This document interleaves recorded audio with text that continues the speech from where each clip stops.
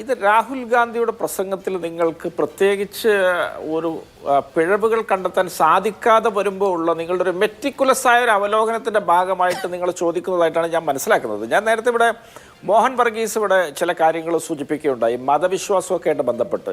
ഞങ്ങൾക്ക് ഈ മഹാത്മാഗാന്ധിയുടെ വലിയൊരു ചരിത്രമുള്ളൊരു പാർട്ടിയാണ് കോൺഗ്രസ്. ഞങ്ങൾ ഖിലാഫത്ത് പ്രസ്ഥാനം ഈ രാജ്യത്ത് ആരംഭിച്ച് സ്വാതന്ത്ര്യ സമരത്തിൻ്റെ ഭാഗമാക്കുമ്പോൾ ഞങ്ങളുടെ കൂടെ ഹെഗ്ഡേവാർ നിന്നിട്ടുണ്ട്, പക്ഷേ മുഹമ്മദ് അലി ജിന്ന ഞങ്ങളുടെ കൂടെ നിന്നിട്ടില്ല.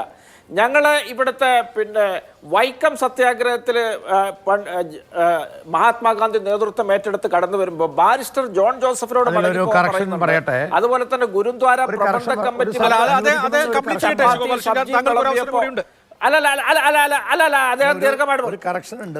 ഇവിടെ ചപ്പാത്തിയും സബ്ജിയും വിളമ്പാൻ പറഞ്ഞപ്പോ അവരോട് തിരിച്ചു പോകാൻ വേണ്ടി പറഞ്ഞിട്ടുണ്ട്. അതുപോലെ തന്നെ ടി കെ മാധവന്റെ മകന് മുഹമ്മദ് അലി എന്ന് അന്നത്തെ ACC പ്രസിഡന്റിനോടുള്ള ആരാധന മുൻനിർത്തി പേരിട്ടപ്പോ അത് മാറ്റാൻ വേണ്ടി ഗാന്ധി പറഞ്ഞിട്ടുണ്ട്. അപ്പോ അത്തരത്തിലൊക്കെ മതവിശ്വാസത്തെയും ചേർത്ത് നിർത്തി പോകുന്ന ഞങ്ങളുടെ ഒരു സീതാറാമുണ്ട്, ഞങ്ങളുടെ ഹേറാമുണ്ട്, അതും ഇവരുടെ നാഥുറാമും തമ്മിൽ വളരെ വലിയ വ്യത്യാസമുണ്ട്. ഞങ്ങളത് എല്ലാ കാലത്തും ഉയർത്തിപ്പിടിക്കാൻ തന്നെയാണ് തീരുമാനിച്ചിട്ടുള്ളത്. ഇന്ന് ഇന്ത്യൻ പാർലമെന്റിലെ ബഹുസ്വരതയുടെ വലിയ വിളംബരമാണ് രാഹുൽ ഗാന്ധി നടത്തിയത്. ഞങ്ങളുടെ കൈപ്പത്തിയിൽ എല്ലാ മതത്തിൻ്റെയും ചൈതന്യമുണ്ട് എന്ന് പറയുന്നത് ഞങ്ങൾ അഭിമാനത്തോടു കൂടിയാണ്. അതിനകത്തൊന്നും യാതൊരു തർക്കവുമില്ല. പാലക്കാട്ടെ ക്ഷേത്ര പരിസരത്ത് നിന്നാണ് കൈപ്പത്തി എന്ന ചിഹ്നം ശ്രീ കെ കരുണാകരൻ ഇന്ദിരാഗാന്ധിയെ പരിചയപ്പെടുത്തി കൊടുത്ത് സംഭവിച്ചത്, അല്ലാതെ കർണാടകയിൽ നിന്നല്ല എന്നുള്ളതാണ് ഞാൻ മനസ്സിലാക്കുന്നത് എന്നുകൂടി ശ്രീ മോഹൻ വർഗീസിന് അദ്ദേഹത്തെ ഓർമ്മിപ്പിക്കാൻ ഞാൻ ആഗ്രഹിക്കുകയാണ്. പിന്നെ രാഹുൽ ഗാന്ധിയെ സംബന്ധിച്ചിടത്തോളം അദ്ദേഹം MSP കുറിച്ച് പറഞ്ഞത്, MSP എന്നത് ഇവിടെ 1950 തൊട്ട് ഈ രാജ്യത്ത് നിലവിലുള്ള കാര്യമാണ്. MSP ഇവിടെ ആരും മാറ്റിയിട്ടൊന്നുമില്ല. പക്ഷേ MSPക്ക് സർക്കാർ ഗ്യാരണ്ടി വേണം. ഇവിടെ കർഷകർ ഇവിടുത്തെ സമരത്തിൽ മരിച്ചിട്ടൊരു മിനിറ്റ് മൗനമാചരിക്കാൻ പോലും കഴിഞ്ഞ ലോക്സഭാ വേളയിൽ സമ്മതിക്കാത്ത ആളുകളാണ് ഈ രാജ്യം ഭരിക്കുന്നത്. ആതങ്കവാദി എന്നാണ് അവരെ വിളിച്ചത്.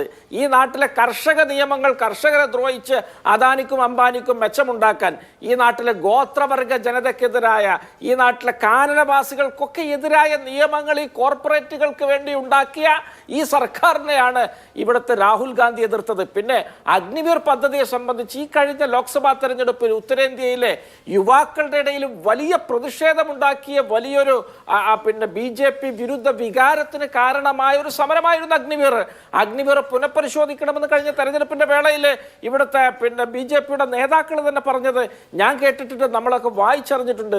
രാഹുൽ ഗാന്ധി പറഞ്ഞ ഓരോ സംഭവവും ഈ രാജ്യത്ത് വളരെ പ്രസക്തമായ സംഭവമാണ്. അതിനകത്ത് ആർക്കെങ്കിലും കൃത്യമായ ആധികാരികത വേണമെന്നുണ്ടെങ്കിൽ പാർലമെന്റിന്റെ സമ്മേളനം ഇന്ന് അവസാനിച്ചിട്ടില്ലല്ലോ, ഒന്ന് തുടങ്ങിയാണല്ലോ. നാളുകളിലും മറ്റന്നാളും ഒക്കെ നമുക്ക് ഡിബേറ്റുകളാവാം, ഏതാണ് ഓതന്റിസിറ്റി ഉള്ളത് അല്ലാത്ത എന്നൊക്കെ നമുക്ക് പറയാം. പിന്നെ ഗോപാലകൃഷ്ണൻ ഇവിടെ ഒബ്ജക്ഷൻ ഉയർത്തിയത് ഹെഗ്ഡേവാർ ഖിലാഫത്ത് സമരത്തിന്റെ ഭാഗമായിട്ട് വന്നു എന്ന് ഞാൻ പറഞ്ഞതിനെ എതിർത്താണ് അദ്ദേഹം ഒബ്ജക്ഷൻ ഉണ്ടാക്കിയതെങ്കിൽ, ഹെഗ്ഡേവാർ ഖിലാഫത്ത് സമരത്തിന്റെ ഭാഗമായിട്ടന്ന് 1.5 വർഷത്തോളം ബീഹാറിൽ ജയിൽവാസം അനുഭവിച്ച ഒരു വ്യക്തിയാണ് എന്ന് അദ്ദേഹത്തിന്റെ അറിവിലേക്ക് ഞാൻ പറയുകയാണ്. അദ്ദേഹത്തിന് അതിൻ്റെ വല്ല വിശദാംശങ്ങൾ വേണമെങ്കിൽ ഞാൻ തരാം. അന്ന് അദ്ദേഹം RSS ഒന്നും ഉണ്ടാക്കിയിട്ടില്ല. ഹിന്ദു മഹാസഭയൊക്കെ അന്ന് കോൺഗ്രസിന്റെ കൂടെ ഭാഗമായിട്ട് പ്രവർത്തിച്ച് മുന്നോട്ട് പോകുന്നതാണ്. കോൺഗ്രസ്സിൽ ഇരട്ട അംഗത്വത്തിന് ഒരിക്കലും അസാധുത അല്ലെങ്കിൽ സാധുതയില്ലായ്മ ഉള്ളൊരു കാലമല്ല അത്. അപ്പോൾ അതൊക്കെയാണ് ചരിത്രം. അതാണ് അദ്ദേഹത്തിന്റെ ഒബ്ജക്ഷൻ എങ്കിൽ ഞാൻ ഒരുപക്ഷെ എനിക്ക് അവസരം ഉണ്ടാകില്ല എന്ന് മനസ്സിലാക്കിക്കൊണ്ട് മുൻകൂട്ടി പറയുകയാണ്. അപ്പോൾ രാഹുൽ ഗാന്ധി തീർച്ചയായിട്ടും സമഗ്രമായിട്ടാണ് ഇന്ന് ഇടപെട്ടത്.